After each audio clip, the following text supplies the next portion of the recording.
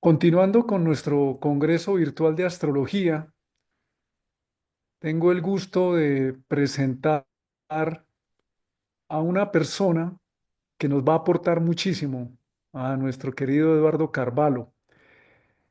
Él es un psiquiatra junguiano, es un psiquiatra y analista junguiano, miembro de la IAAP de Cambridge desde el 2001, miembro fundador de la Sociedad Venezolana de Analistas Junguianos y de la Sociedad Colombiana de Analistas Junguianos. Ha participado en procesos de formación de psicoterapeutas desde 1990 y luego de graduarse como psiquiatra y psicoterapeuta humanista en Caracas en los años 90, 1990. Se formó como analista junguiano de la mano de López Pedraza, cofundador de la psicología arquetipal. Ha participado como analista y supervisor en diferentes procesos de formación de analistas junguianos en diferentes países de Latinoamérica, Europa y Estados Unidos. Una oportunidad única para explorar la dinámica de la autorregulación y la autoorganización de la psique y su aplicación en el trabajo clínico. Es creador del canal de YouTube Arquetipus, a través del cual mantiene un puente permanente entre especialistas de diferentes disciplinas humanísticas, autores y clínicos, con una amplia audiencia interesada en la psicología junguiana y arquetipal. Sus artículos relacionados con complejos culturales, psicología arquetipal y aplicación de la psicología junguiana están publicados en las principales revistas del campo. Él es expresidente de la SCAJ, de la SBAJ y de la CLAPA, Comité Latinoamericano de Psicología Analítica. Y desde el año 2011 tenemos la fortuna de que Eduardo viva aquí en Bogotá, donde mantiene su práctica clínica y académica de manera virtual, presencial. Pues Eduardo, es un gusto, es un placer, va a ser para tanto los estudiantes de astrología como para las personas interesadas en el crecimiento personal, una oportunidad valiosa, maravillosa, de que tú nos puedas ilustrar y enseñar ese maravilloso mundo de la relación que hay entre el psiquismo humano y, y pues todas las realidades que tenemos que vivir. Y tu charla, pues nos habla de esa relación que tenemos con el cosmos. Eduardo, eres bienvenido. Sin más preámbulo, este espacio es tuyo. Te escuchamos. Bueno, Martín, muchísimas gracias a ti y a los organizadores de este congreso por esta invitación, que yo siempre la veo como oportunidades para poder dialogar desde perspectivas diferentes y debatir, porque yo creo que algo que es interesante es no tragar completo, ¿no? Yo creo que la visión, si se quiere, como atenta y un poco crítica, crítica en el buen sentido, creo que es fundamental para poder seguir alimentando este campo de conocimiento, ¿no? Porque yo creo que cada vez más algo interesante es que, sí, como plataformas, como escenarios que de alguna manera se veían como esotéricos, como algo como una cosa muy rara que no le hablaba a todo el mundo, cada vez nos habla más y de alguna manera genera una amplificación de conciencia que creo que es fundamental. Así que muchísimas gracias por esta invitación. Voy a, bueno, hice una pequeña presentación un poco para apoyarme en imágenes, porque creo que como algunos, no todos son auditivos, algunos son visuales, otros son como, y creo que las imágenes ayudan mucho, entonces me voy a apoyar en una presentación con imágenes, ¿no? Que no siempre es lo más rico, porque bueno, la imagen siempre entonces ocupa toda la pantalla y no nos vemos, pero creo que bueno, que puede apoyar. Y bueno, lo que hablábamos era que después de la presentación, ojalá tengamos un espacio para preguntas y respuestas donde podamos ampliar los temas que vamos a ir tocando acá. Em, bueno, eh, yo titulé la presentación. creo que es esta, compartir. Sí.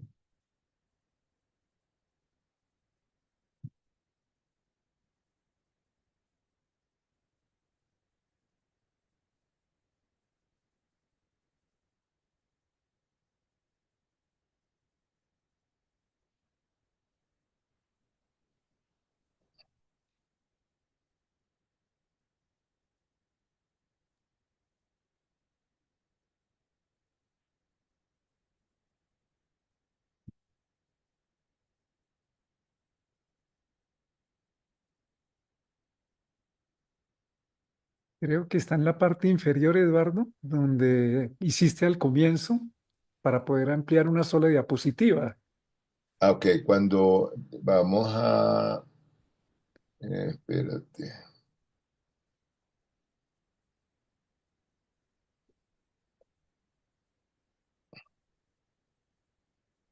Ahí se ve la primera. Se ve, pero toda la distribución de las diapositivas. Creo que en la parte inferior, Eduardo, si bajas el mouse a la parte inferior de tu escritorio, Ajá. de la pantalla, aparece un icono que al comienzo lo viste, pero tocaste solo uno, pero había otro que sí da la posibilidad de reproducir la diapositiva, una sola diapositiva. O si lo cierras y lo abres, Y déjame hacer eso. Vamos a dejar de compartir ¿vale? Y y si volver a presentación, compartir. a saber si nuevamente nos da la posibilidad. Ok, compartir. Y vámonos para acá.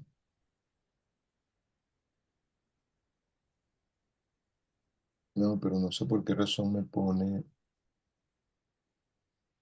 Ya va, perdóname. Ay,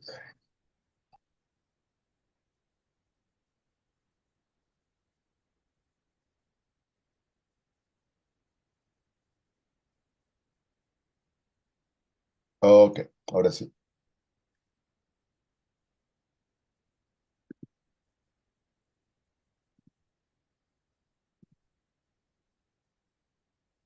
Muy bien. Ok, ahora sí. Ahora se está viendo. Ahí, esa, Eduardo, toca esa que estás tocando. Ok, listo. Eso, Ok, perfecto. Muy bien. Ahora sí. bueno, ok, perfecto. Bueno, la ponencia la titulé Jung y los mapas del alma, explorando la individuación, la sincronicidad y su conexión con el destino. Y un poco para comentar por qué. Yo creo que de los pensadores bueno, del siglo pasado, pero que siguen siendo contemporáneos, que realmente lograron hacer un puente entre la psicología y otras disciplinas, fue Carl Jung, ¿no? Vamos a ir recorriendo cómo poco a poco fue estableciendo fue explorando el mundo interior y de esa exploración logró hacer lo que pudiéramos llamar como un mapa de ese mundo interior. Y además tiene una propuesta de cómo la psique tiene un movimiento evolutivo y un movimiento evolutivo que va marcando la naturaleza de cada uno de nosotros. Por eso es que por eso es que él llamó ese movimiento evolutivo individuación. Y vamos a ver también cómo dentro de los conceptos que él desarrolló, que tienen que ver con la relación con la astrología, tema que aparte para él fue fascinante. Él le dedica de los 18 tomos de ensayos que escribió, uno completo a la investigación en la astrología.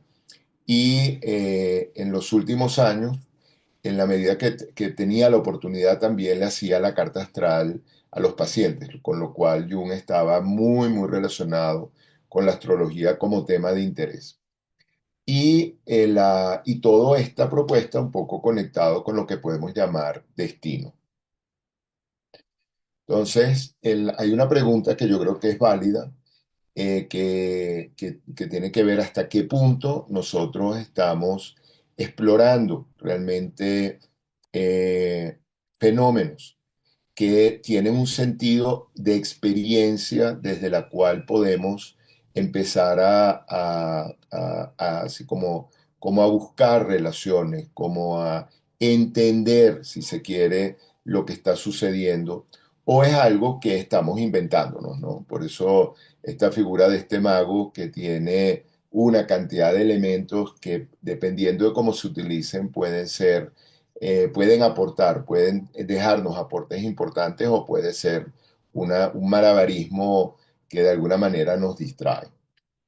Pero algo cierto es que desde que el mundo es mundo, los seres humanos hemos tenido una, una necesidad de poder darle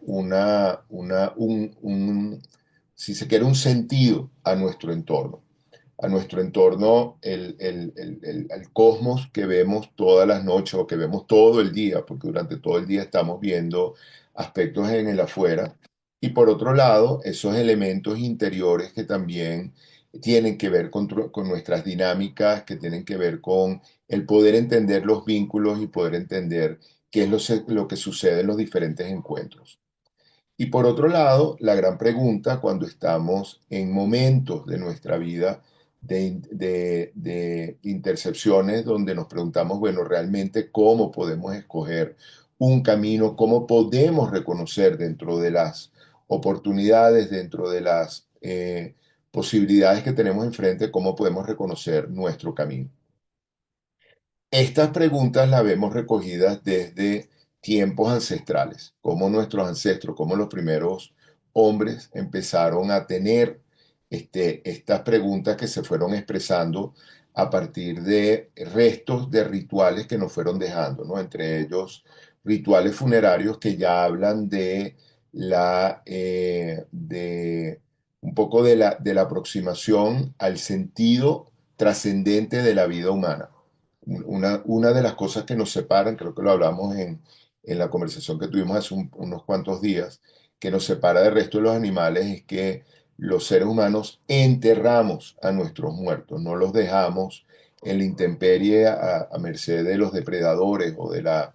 Y eso se ha interpretado desde la antropología y desde la psicología evolutiva como una, una aproximación a esa pregunta de realmente qué es estar vivo, ¿no? Y de alguna manera un respeto a ese cuerpo que mientras estuvo vivo nos acompañó y en un momento determinado, bueno, nos toca proteger ese regreso a la tierra. Y otros elementos que tienen que ver también con eh, restos que nos hablan de rituales de sanación, de rituales chamánicos. Entonces, desde tiempos ancestrales nosotros vemos que hay un recorrido en esa conexión y en esa pregunta del ser humano acerca del misterio, acerca de la naturaleza y de cierta forma un querer controlar la naturaleza y si no controlarla, por lo menos entenderla. Nosotros estamos muy separados de momentos históricos, no de la humanidad solamente, sino del pensamiento y de la forma que teníamos los seres humanos de entendernos.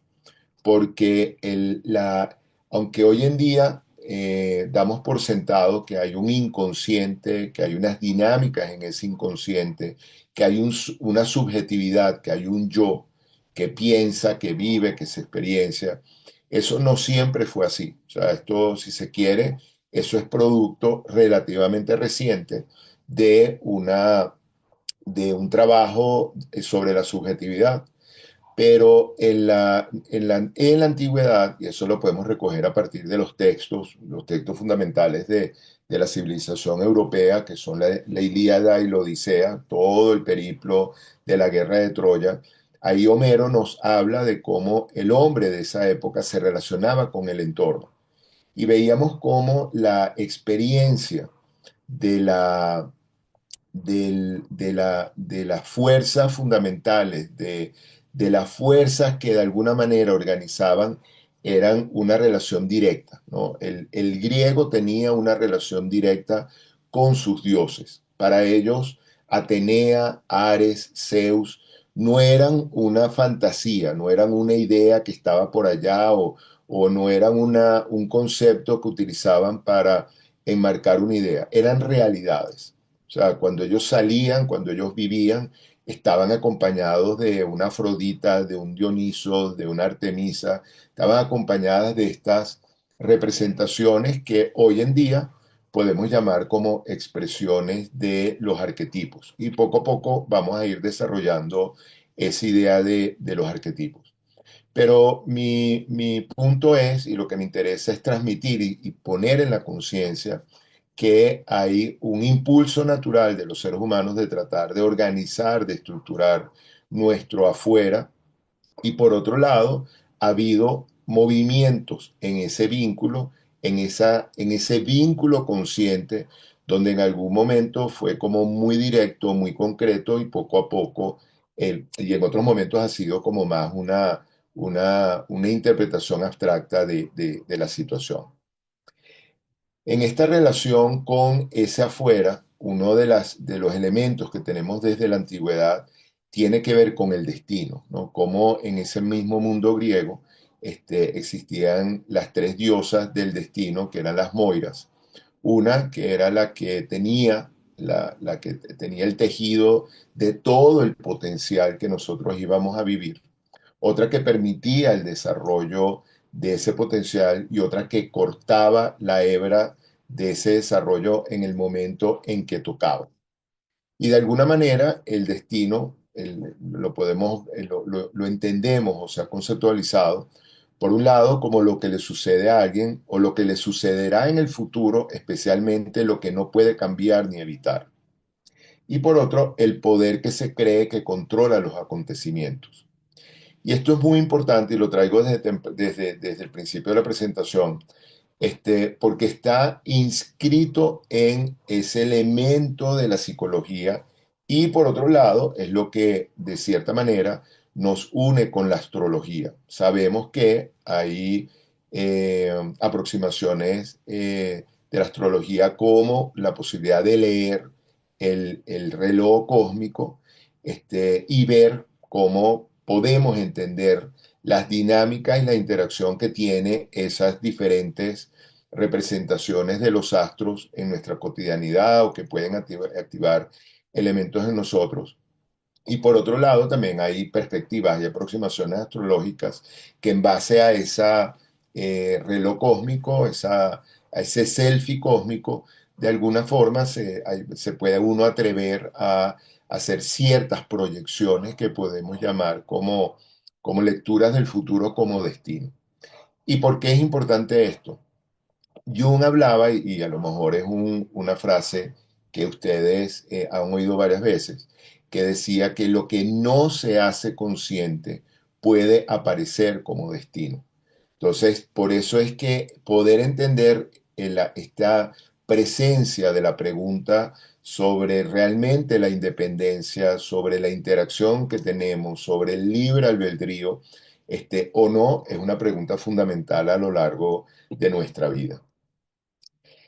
Desde la antigüedad, en esa necesidad de aproximarnos a nuestro entorno, de poder darle una cierta forma, de poder como tratar de ver si hay eh, algún mensaje allí.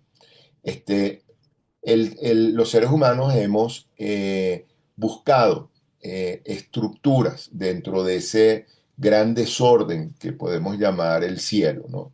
Y muchas de esas estructuras inevitablemente les dieron formas antropomórficas, ¿no? Igual que por eso es que la mitología griega es tan rica y tan cercana a nosotros, porque los dioses tienen formas antropomórficas a diferentes de otras mitologías donde los dioses son fuerzas o son elementales, no tienen formas o tienen formas de animales, como por ejemplo la mitología griega, perdón, la mitología egipcia, donde los dioses tienen ciertas características de animales que nos hacen un poco extraños.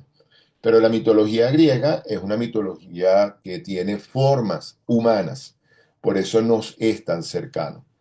Y en esta necesidad o en esta búsqueda de sentido, de estructura, de orden, bueno, de alguna manera podemos imaginarnos que apareció la astronomía y a partir de la astronomía aparece la gran pregunta sobre cómo esos astros tienen una repercusión, inciden en nuestro comportamiento y empieza a desarrollarse la astrología, ¿no? Ahora, hay una pregunta, y yo creo que la gran pregunta es si realmente hay una relación entre el mundo psíquico y la astrología. Y yo creo, o sea, yo soy un creyente de la astrología, bueno, porque me la encontré muy temprano en mi camino y muy temprano, estoy hablando hace como 45 años, donde por lo menos en Venezuela nadie hablaba de astrología y buscar o encontrar un libro de astrología era una cosa exótica, ¿no? Entonces, pero afortunadamente tuve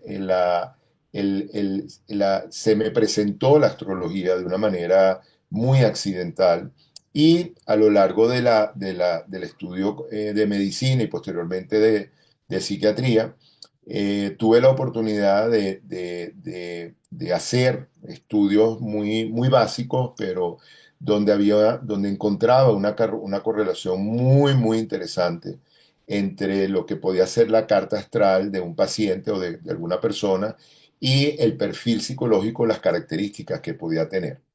Con lo cual, la astrología, yo diría que se me presentó incluso antes que el psicoanálisis.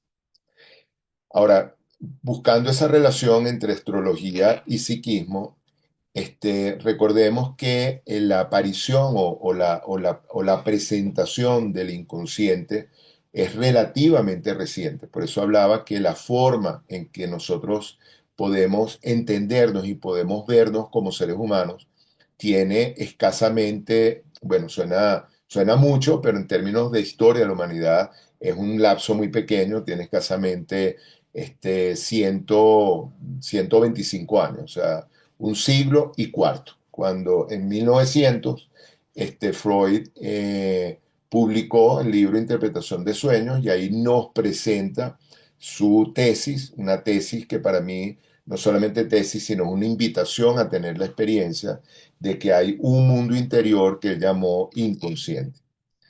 Esa empezar a explorar ese mundo interior o empezar a tomar conciencia de ese mundo interior y de un mundo interior que tiene una dinámica significativa es importante porque fue el paso que nos permitió empezar a hacer la pregunta, ¿cómo es que, cuál es la relación entre los movimientos que hay dentro de mí y los movimientos que están fuera de mí? Y por otro lado, la gran pregunta de quién vive esos movimientos, quién es el testigo de esos movimientos, quién es el observador de esos movimientos.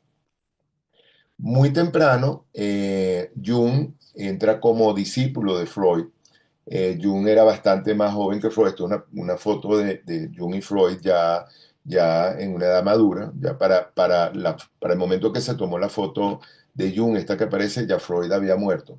Pero lo pongo porque, aunque por mucho tiempo trabajaron muy cercanamente y trabajaron profundizando en los conceptos, hubo un elemento que marcó la separación entre ambos, que Freud decía, perdón, que esa energía psíquica, esa energía que teníamos en ese mundo interior, que es lo que conocemos como líbido, para Freud, esa líbido el origen era directamente sexual. Y Jung, este, este psiquiatra suizo que vivió, compartieron muchos años con Freud, pero era un poco menor, como les decía.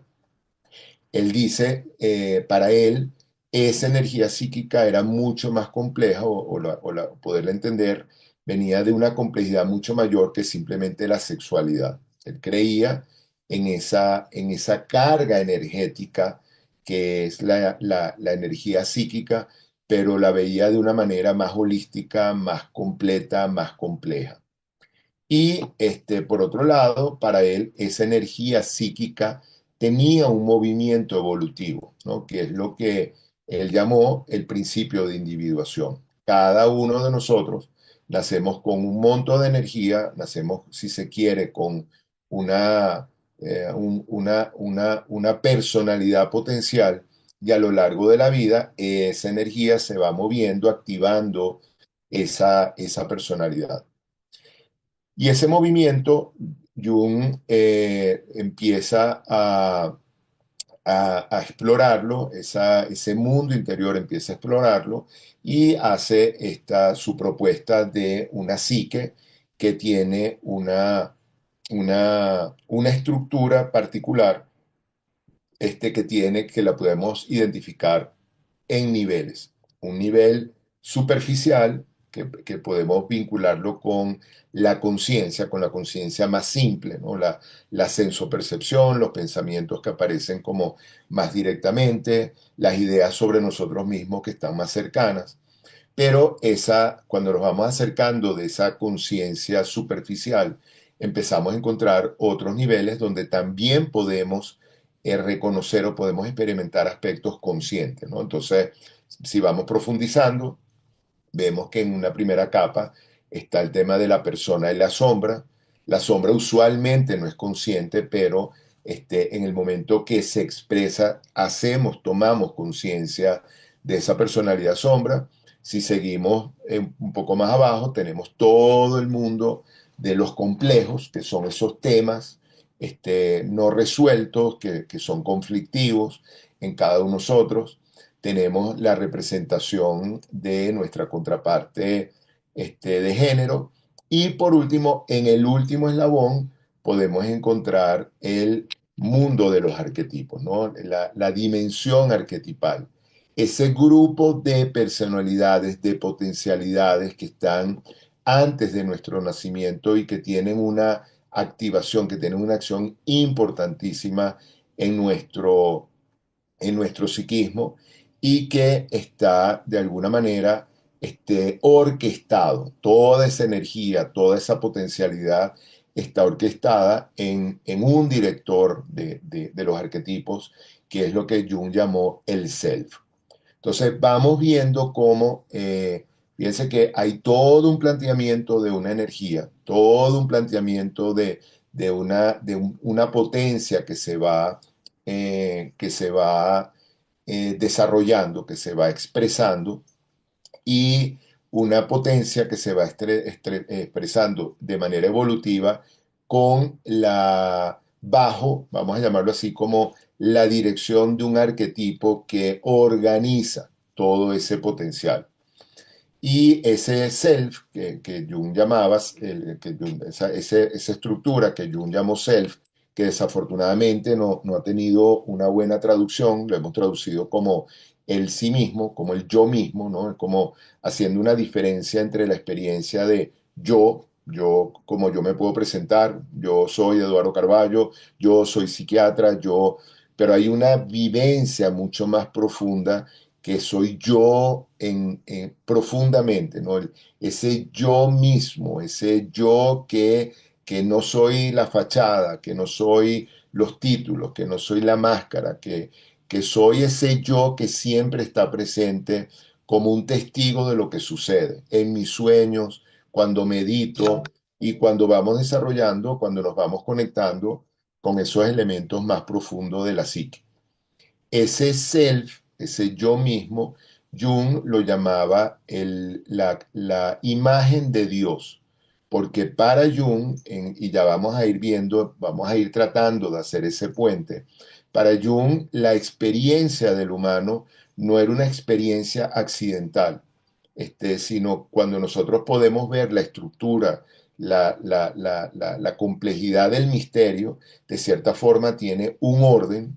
Es como que en el gran caos del cosmos hay un orden implícito que y a ese orden general es lo que podemos llamar Dios, lo que podemos llamar conciencia superior, lo que podemos llamar totalidad. Entonces, ese self, ese yo mismo, es una representación de ese orden mayor, ¿no? Que es lo que Entonces, el Jung empieza a hablar de que hay una conciencia del ego, una conciencia del yo, y hay una conciencia del self que está vinculado con un orden superior. Otro aspecto importante de esa primera introducción de lo arquetipal es que lo arquetipal tiene una dinámica que nuevamente que organiza los potenciales. Y Jung nos dice que si él tuviera que escoger desde el punto de vista arquetipal un mito que representara el ser humano, él escogería el mito del viaje del héroe. Como todos los seres humanos a lo largo de la historia de la humanidad hemos expresado, hemos honrado, nos hemos acercado, hemos admirado lo que puede ser un proceso heroico. Y Jung nos dice que en la vida de cada uno de nosotros, el héroe no es solamente Ulises o Santander o Nariño o Bolívar o Superman, sino cada uno de nosotros en nuestra vida somos héroes. Cada uno de nosotros en nuestra vida, en un momento determinado, con mayor dramatismo, menor dramatismo, fuimos lanzados a una experiencia, fuimos llamados a una experiencia que nos cambió la vida, una experiencia donde salimos del mundo conocido, donde salimos de la zona de confort y nos empezamos a encontrar con obstáculos y con la necesidad de vencer esos obstáculos que empezaron a generarse en sabiduría, ¿no? En conocimiento, en sabiduría, en experiencia. Entonces vemos cómo en ese mundo, en ese trayecto, empieza a desarrollarse también elementos de otras conciencias. Es en esa experiencia de vida donde empezamos a darnos cuenta que hay una conciencia del ego, una conciencia de ese yo superficial y una conciencia un poco más profunda.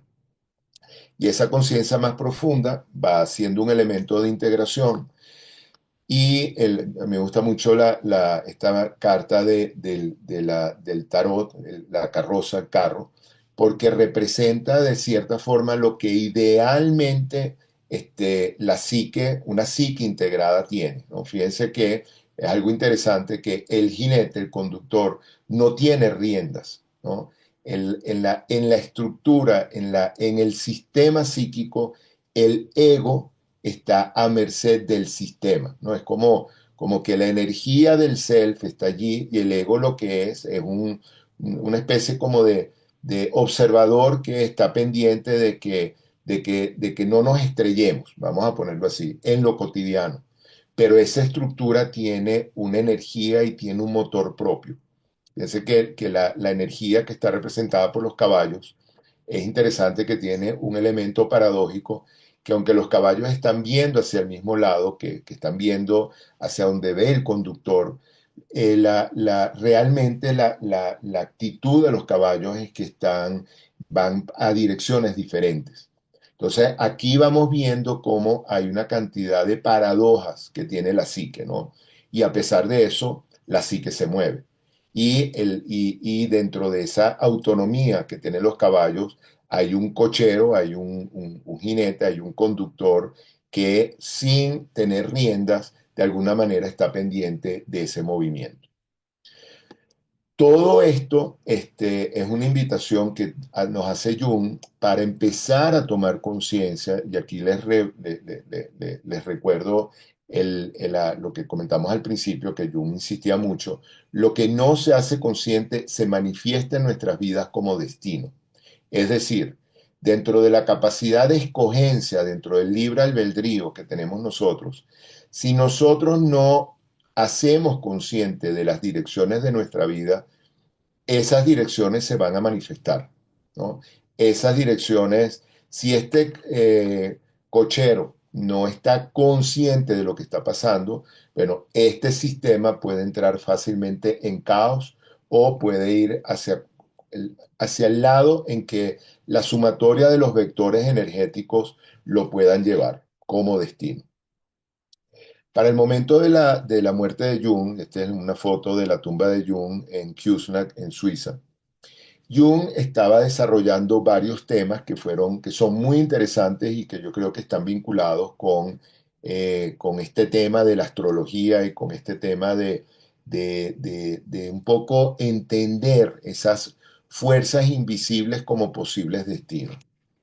Esas dos grandes como experiencias que le estaba haciendo eran la sincronicidad, un poco vinculada con la idea del inconsciente colectivo o relacionando el inconsciente colectivo y sincronicidad, y la otra idea era la idea del unus mundus. El unus mundus es la, la, la relación o un planteamiento que Jung lo trae, lo trabaja, pero no fue exclusivo de Jung, vamos a ver, donde hay una relación entre el mundo material y el mundo espiritual.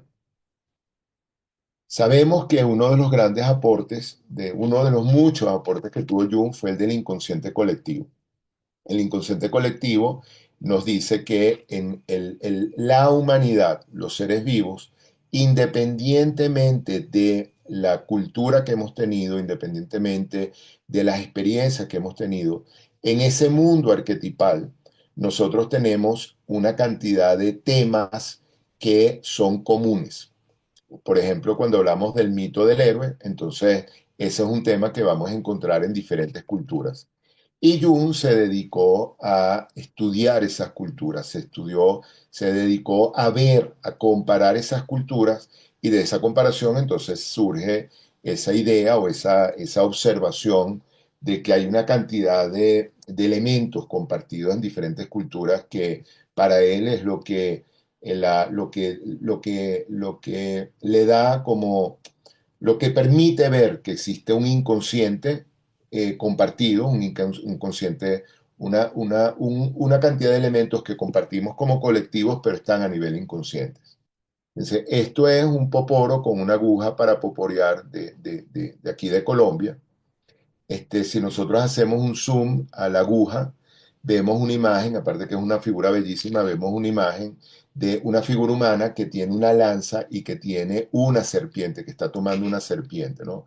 Esto es una imagen, un mitologema muy frecuente en la cultura precolombina, donde es la importancia del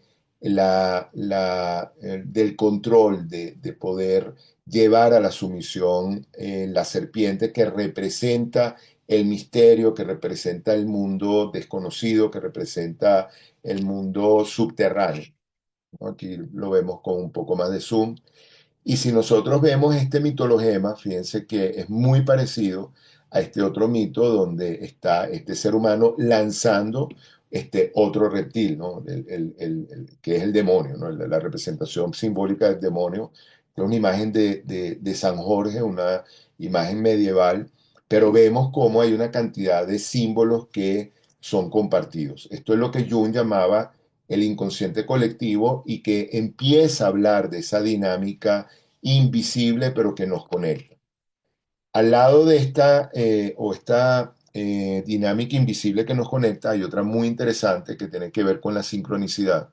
Yo comparto mucho esta imagen porque para mí fue impactante. Esto fue el grabado de un paciente que lo hace en un momento de mucha angustia. Un paciente un artista muy creativo, él sueña con esta imagen, le genera una enorme angustia la imagen y la angustia se le queda, lo repite, lo repite, lo repite. Y la hace grabado y el día en que aparece esta imagen, que es cuando se está quemando el techo de la Catedral de Notre Dame y se cae la aguja, o sea, él me dice, me llama como muy entre angustiado y un poco me dice, esa fue la imagen que yo tuve, esa fue la imagen que yo tuve. Fíjense cómo esto que él le señala es una representación sincrónica. Todo sucedió en muy poco tiempo. Esto sucedió con no más de 3 semanas de diferencia y él por sus estudios de arte estuvo muy vinculado con París. Él vivió en París, estaba muy vinculado desde donde él vivía, él veía de manera permanente la Catedral de Notre Dame, ¿no? Entonces estaba muy vinculado con, entonces para mí fue muy impactante como estas dos imágenes con 3 semanas de diferencia, ¿no? Bueno, el otro tema que el Jung empezó a desarrollar es el tema del unus mundus, que para mí es muy importante porque yo diría que allí es donde vamos encontrando la conexión más profunda entre la psicología y la astrología. Sabemos que de alguna manera habían planteamientos pre-Jung en relación al unus mundus, entre ellos la tabla esmeraldina. Ya conocemos mucho, unos con mayor profundidad, otros con no tanto, pero las leyes que aparece que Hermes Trismegisto nos comparte en la tabla esmeraldina, lo que es afuera es adentro, lo que es arriba es abajo, y así vamos viendo cómo hay una relación entre el mundo interior y el mundo exterior, entre el mundo invisible, subjetivo, y el mundo concreto, externo.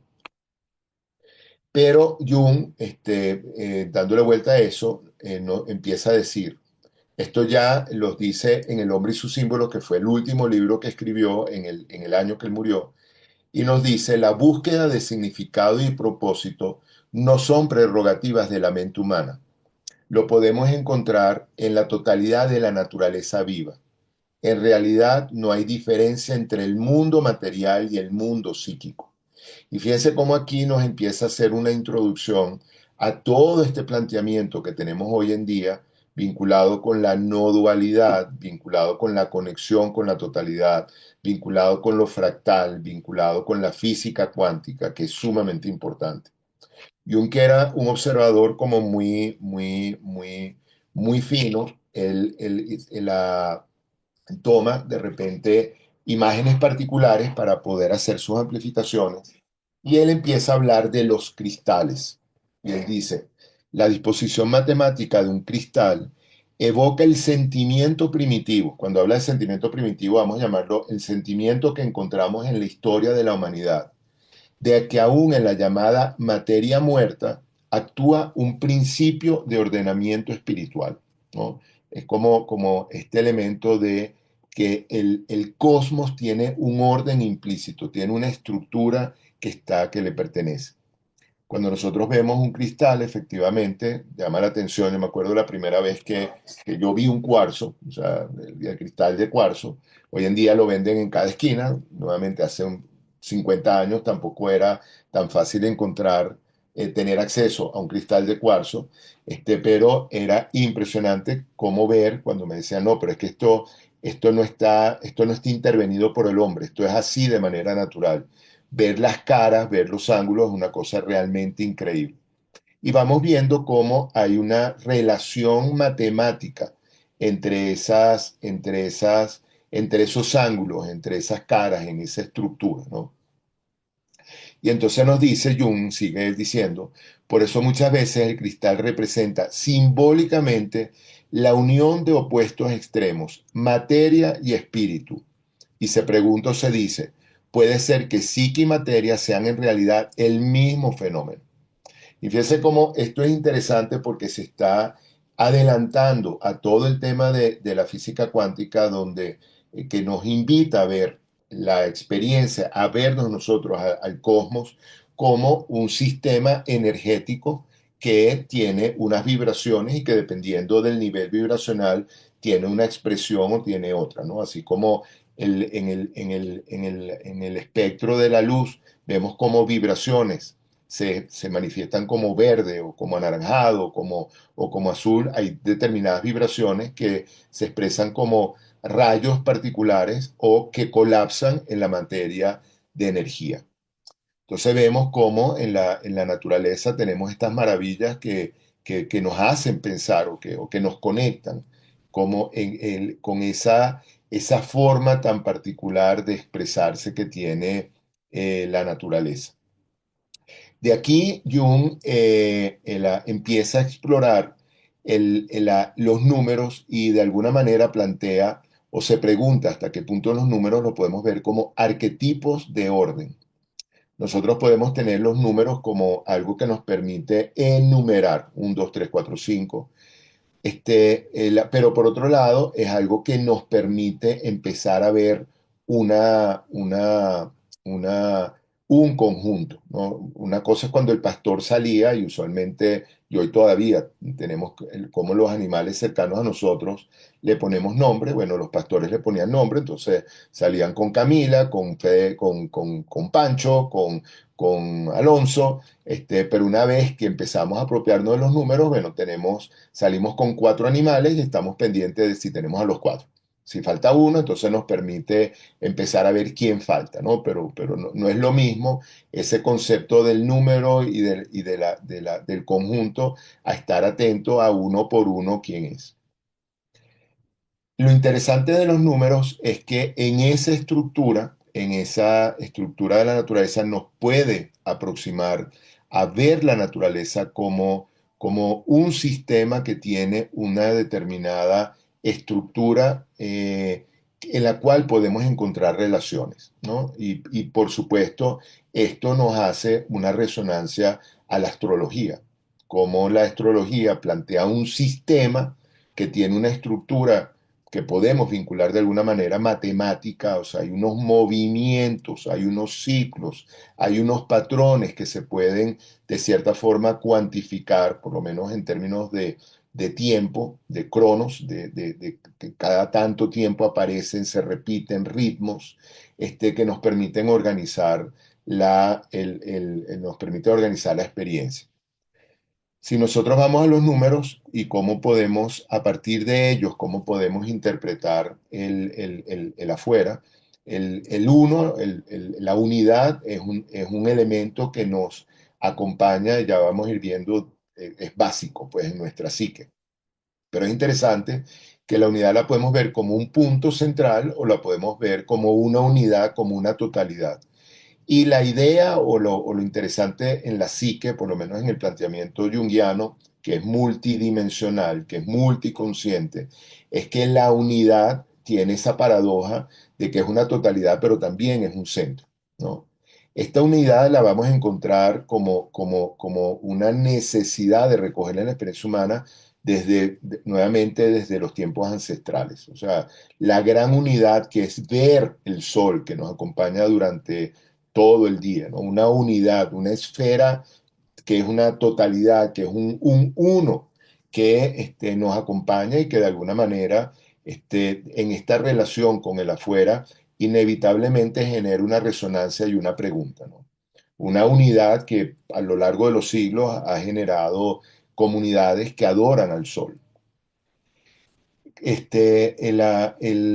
Comunidades que de alguna manera ese uno, esa unidad la representan, ¿no? Esta es una representación precolombina ecuatoriana también muy primitiva, pero que me parece espectacular. Estas son más conocidas, estas son africanas, que son unidades que de alguna manera tienen la representación de la fertilidad. Esta ya es una mujer embarazada, esta es una pieza precolombina colombiana, esta es una mujer amamantando. Pero vamos viendo entonces, este es un chamán, vamos viendo cómo ese uno, cómo esa unidad nos acompaña desde tiempos, hay expresiones de esa unidad desde tiempos ancestrales.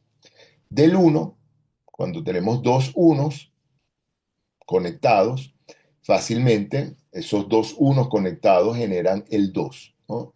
Y la dos entonces arranca, nos permite polarizar, nos permite como ver en espejo, nos permite diferenciar. Entonces tenemos una primera diferenciación que encontramos a lo largo de todas las mitologías, es la diferenciación energética entre una energía que podemos llamar yang o que podemos llamar masculina o que podemos llamar activa, y una energía yin, que podemos llamar femenina, que podemos llamar más pasiva. Y ahí vamos viendo cómo ese dos permite la diferenciación. Y a lo largo también de las diferentes culturas encontramos expresiones de ese dúo. Esto es una pareja, eh, un hombre y una mujer, y no se ve muy bien, pero los genitales permiten identificarlo, Quimbaya. Esta es otra mucho más compleja, otras figuras de una pareja, una pareja de figuras importantes de colectivos.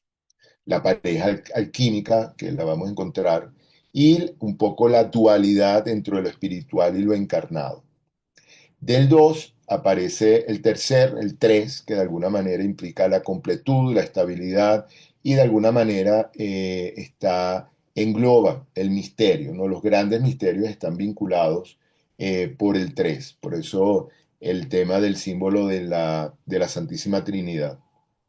Y si así como tenemos un uno que se transforma en un 2, podemos los dos, esos dos se pueden encontrar, se pueden intersectar y de esa intersección entonces aparece otra unidad que es el 4, ¿no? El 4 que representa otra vez la posibilidad de englobar una totalidad donde podemos entender los fenómenos de la naturaleza.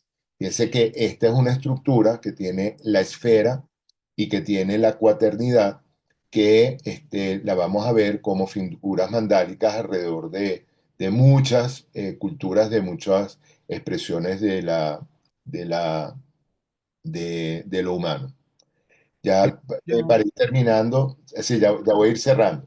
Fíjate, vale, gracias. quería cerrar con este planteamiento de Jung de la totalidad. Yo creo que hay dos grandes visiones, dos grandes perspectivas contemporáneas. Una, la de Erwin Laszlo, donde él, que fue que es un gran teórico de los sistemas, teórico de la totalidad, que tiene una cantidad de libros que hablan del tema de la totalidad. Él en El Cosmos Creativo, en un libro publicado en el 93, él habla, es el primero que habla del campo sí. Y el campo sí como un campo integral, como un campo que nos explica que, no, que en el cosmos no hay un espacio, que en el cosmos no hay un vacío. En el cosmos está lleno, así como para los antiguos estaba lleno de éter, para los contemporáneos podemos decir que está lleno de información. Entonces él dice, Laszlo postula la existencia de un campo de información en el vacío cuántico, que sería el origen tanto de las manifestaciones físicas como de las psíquicas. El cerebro humano está conectado a este campo sí, lo que justificaría las experiencias llamadas paranormales. Y esta sería un poco la base, eh, en términos de imagen, de lo que nos permite entender, una de las bases, otra de las bases que nos permitiría entender también esa relación que tenemos en la construcción de la astrología y entender cómo ese movimiento, cómo esa carta astral afecta a nuestro psiquismo. El otro elemento tiene que ver con la teoría de los fractales, ¿no? Como si nosotros vemos la estructura cósmica la podemos llevar a unas unidades fundamentales, que son los fractales, y los fractales, la organización del universo no es más que una expresión de esas diferentes unidades. Expresión que nos permiten integrar el mundo de lo visible y de lo invisible que está expresado a lo largo de nuestra historia de la humanidad, ¿no? Aquí tenemos una cantidad de pictogramas donde vemos la unidad concéntrica, unos pictogramas que en algún momento se complejizan, se humanizan un poco. Esto es una pintura de un niño donde vemos que desde muy temprano, estas son pinturas que dependiendo de la edad vemos cómo se repiten. Todos los niños de alguna manera, o todos que hemos sido niños, hemos pintado de alguna manera de esta manera, utilizando estos símbolos, y todos buscamos una manera de integrar también. Este es un trabajo en caja de arena de un paciente, de un niño que termina finalizando el proceso, termina termina construyendo esta imagen mandálica, ¿no? Un mandala de precolombino, un mandala oriental y aquí el gran mandala de la astrología que nos permite como reunir, como revisar, o nos permite invitar a hacer esa lectura cósmica y ver cómo estamos conectados. Y la gran pregunta que sigue, bueno, cómo esa conexión está vinculada con todo un universo interconectado, humano y cósmico, material y espiritual. Y la gran pregunta, bueno, ¿quién está detrás de eso? Eduardo, es una ponencia maravillosa. Solo gracias, gratitud infinita hacia ti. Es un estímulo para los estudiantes de astrología y para los no estudiantes de astrología porque necesitamos conocer esa conexión con la totalidad. Muchas gracias por tu ponencia, por tu tiempo, por tu dedicación. Y las personas que estén interesadas pueden contactar a Eduardo a través de Arquetipus, ¿no? Es tu canal de YouTube. ¿Sí? Nos pueden contactar a través de la página que es Arquetipus, que se escribe como está al lado de mi nombre, .com. En Instagram es Arquetipus con guión. En YouTube está como Arquetipus y en la otra, en Facebook también está como Arquetipus. Ahí nos pueden contactar, ahí tenemos textos, y pueden saber de las actividades que tenemos. Entonces, y en el canal de YouTube tenemos cantidad de material.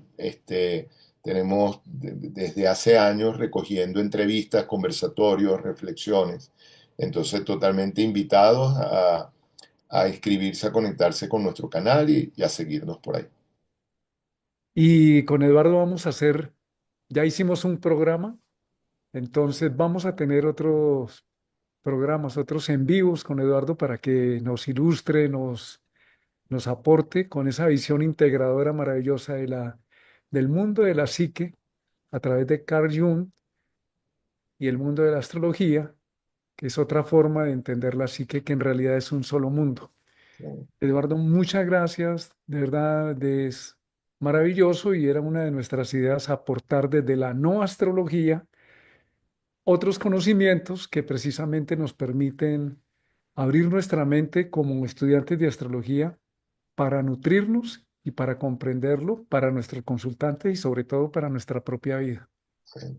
No, nuevamente a ti, Martín, y a todo tu equipo, muchísimas gracias por la invitación, que siempre es un estímulo para, bueno, para poner estas ideas en orden y buscar la forma de expresarlas y compartirlas. Así que muchísimas gracias a ti. Gracias, Eduardo. Buena tarde para ti y nos vemos en media hora con la ponencia que es con Eduardo Celi, con otro Eduardo, astrólogo colombiano que nos va a hablar. Él es un experto en el campo de la astrología financiera para estos tiempos. Ok. Entonces, muchas gracias y los espero en